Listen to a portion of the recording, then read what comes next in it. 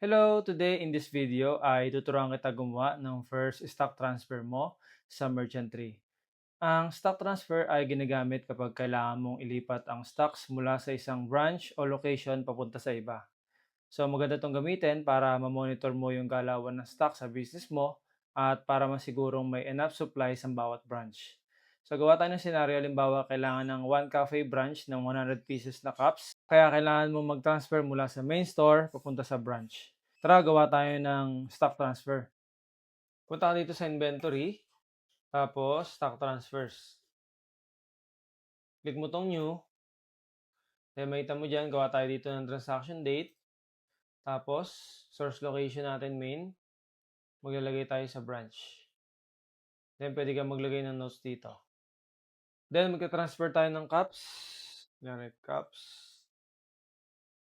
100 pieces. Okay, 100 pieces yung mga transfer from main to branch. Save natin yan. Okay, ito na. Then makikita mo dito sa ating inventory items, yung cups natin, ayan, 895 pa rin. Pero pag yung pinilter natin yan, sinasabi ko kanina. So yan, may 100 pieces dito. Main, 795. Then kita mo rin yung history niyan. Yan. Binawasan yung main ng 100 pieces. Dinagdagan yung branch ng 100 pieces. Okay? So guys, ganun lang kadali gamitin ang stock transfers ng Merchant Tree.